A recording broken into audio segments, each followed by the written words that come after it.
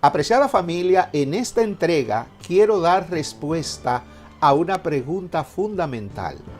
¿Por qué nuestra iglesia pide, exige que una persona que vive en concubinato o en unión libre se case por el civil para ser bautizada en la iglesia y ser recibida como miembro?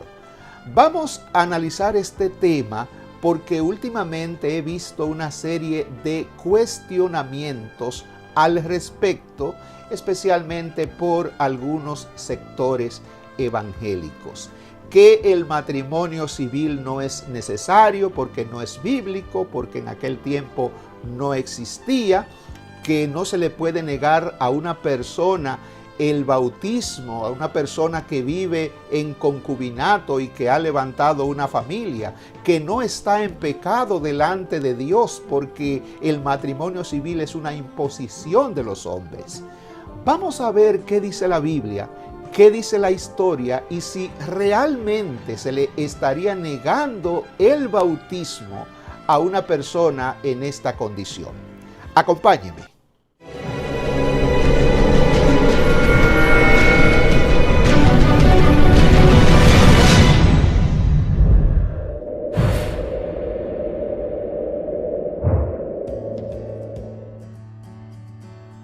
De nuevo, aquí estamos en familia, un espacio de orientación para el hogar, porque después de Dios, su familia es lo más importante. Yo soy el pastor José Núñez Gil, que les saluda desde Santo Domingo, República Dominicana. Hoy tenemos un tema sumamente especial, por lo que quiero invitarle, como siempre, para que usted se suscriba a este canal, sea parte de esta gran familia y de esta manera nos apoye para poder seguir creciendo. Quiero agradecer de una manera muy especial a los más de 2.300 suscriptores que ya tenemos en el canal. Usted, si no se ha suscrito aún, está invitado para que lo haga y forme parte de esta gran familia. Aquí está nuestro tema para esta ocasión.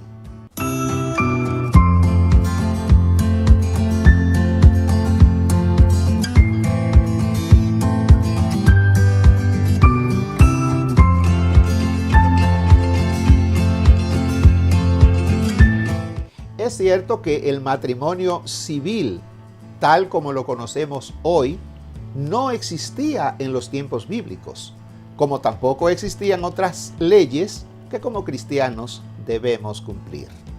El matrimonio civil surgió durante la Revolución Francesa en 1792 con Napoleón Bonaparte.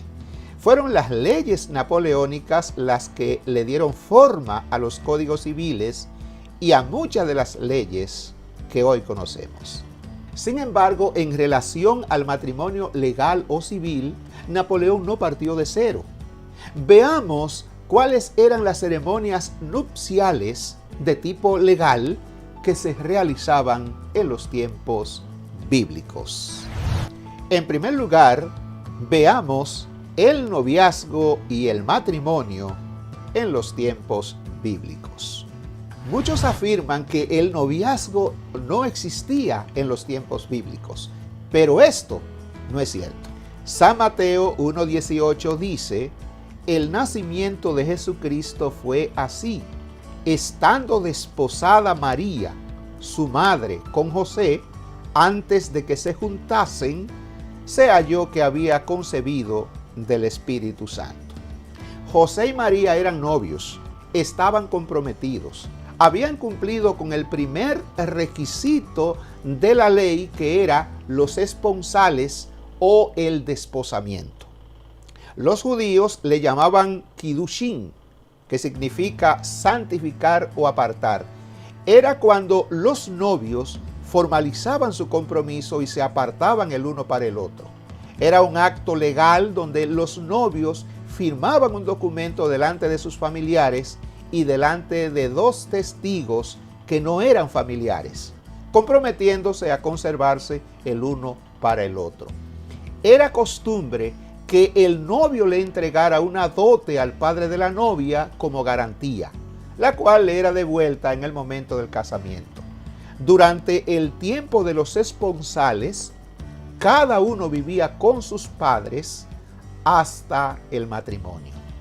Generalmente el tiempo de este compromiso o esponsale duraba un año. Después de esto venía la ceremonia de las bodas o el casamiento, donde se hacían grandes banquetes. En la Biblia podemos ver un ejemplo, la celebración de las bodas de Caná en el Evangelio de San Juan capítulo 2. A esta ceremonia los judíos le llamaban jupá.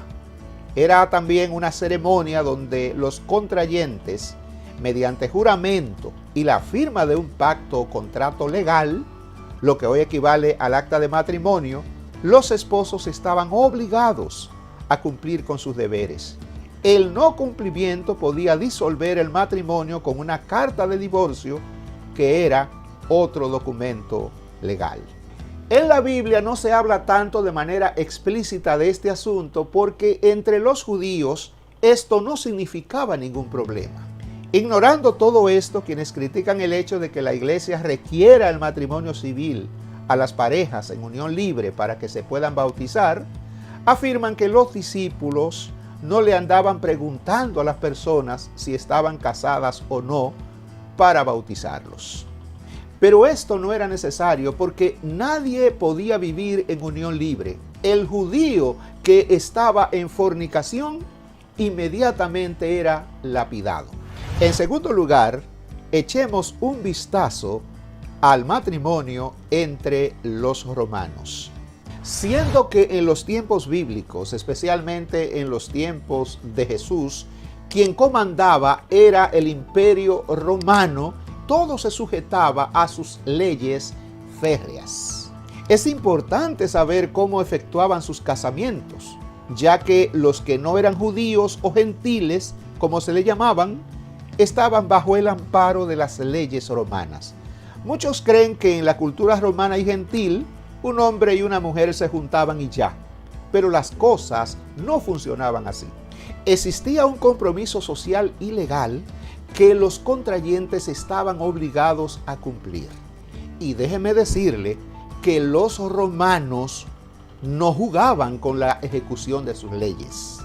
Aunque se ha discutido mucho entre los juristas e intelectuales sobre la condición del matrimonio en este imperio, si era un acto contractual o no, lo cierto es que el derecho romano vinculaba al matrimonio una serie de requisitos que, si bien tenían algo de informalidad al momento de la ceremonia, tenían efectos jurídicos que todo el casado tenía que cumplir de manera coercitiva. Esto significa que aunque la ceremonia era algo más informal que la judía, conllevaba una serie de requisitos amparados en la ley: que los contrayentes sean mayores de 14 años, que el varón no tuviera castrado, que ambos tuvieran solteros o desvinculados de otro matrimonio, porque el matrimonio debía de ser monogámico.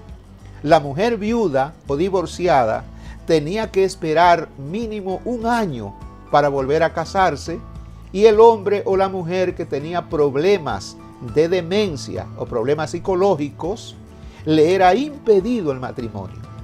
Aunque no se sabe cuáles eran las consecuencias del incumplimiento del pacto matrimonial, porque no se especifica, sí se sabe que todo el mundo estaba obligado a cumplirlo. Las leyes romanas eran implacables con los infractores.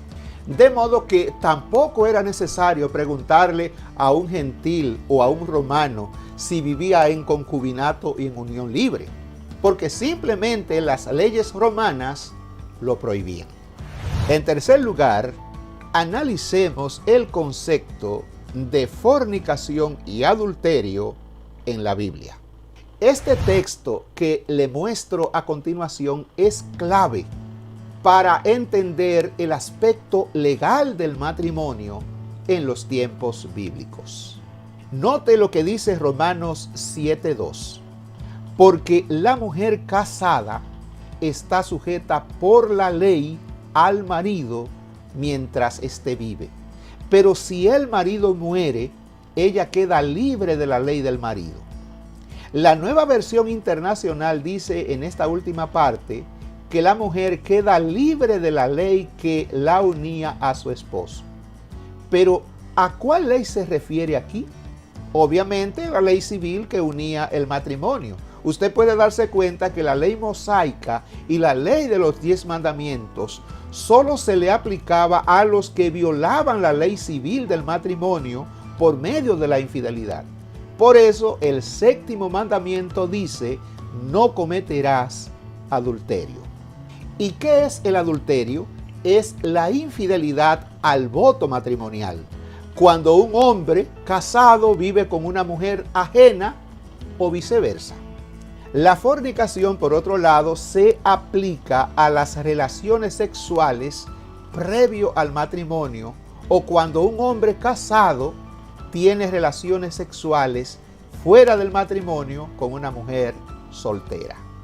Si no hay una ley que legitime el matrimonio, entonces la fornicación y el adulterio simplemente no existirían, porque ambas, la fornicación y el adulterio, están vinculadas a la violación de la ley del matrimonio.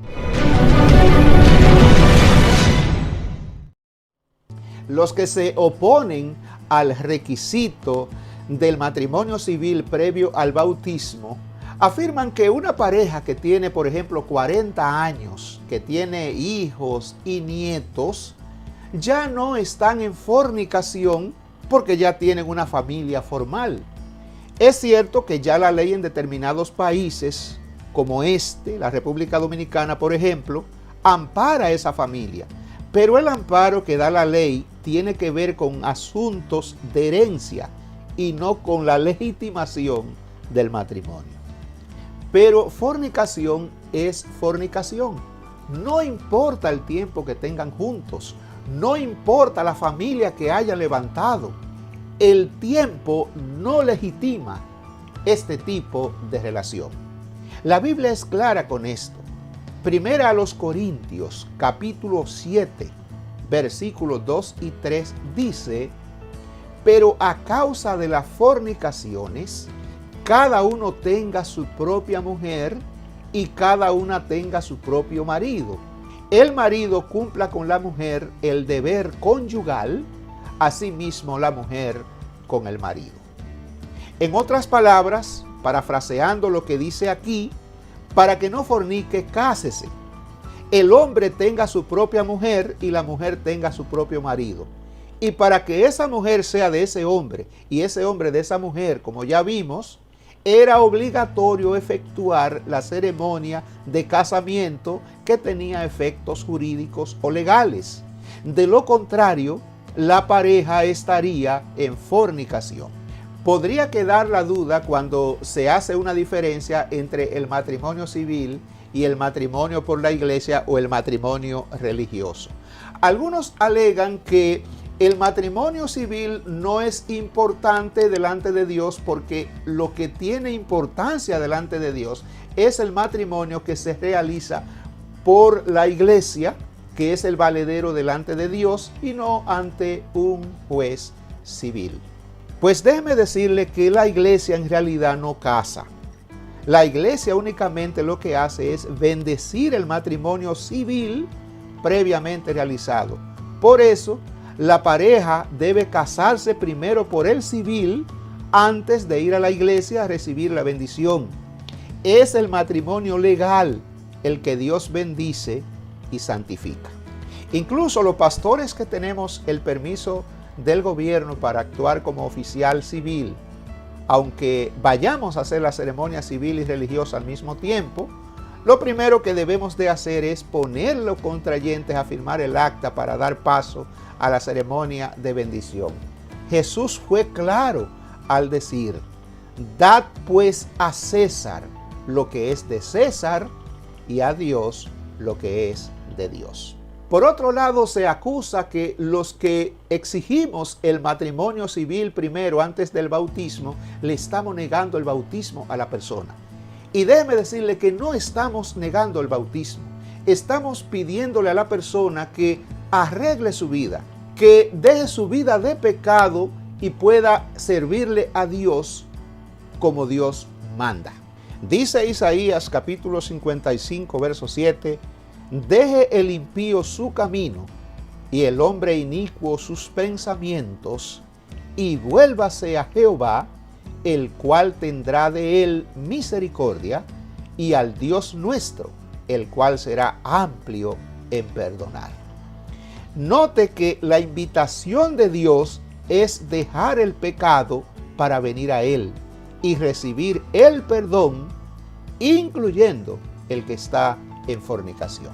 El bautismo no es una licencia para continuar pecando. Es una demostración pública de arrepentimiento y vida nueva. Muchísimas gracias por acompañarnos en el programa de hoy. Si el tema le gustó, déjeme su like, compártalo y por favor suscríbase al canal para ayudarnos a seguir creciendo. En la próxima entrega, Dios mediante, nos encontraremos de nuevo en una audición similar. Bendiciones de Dios para usted y su familia.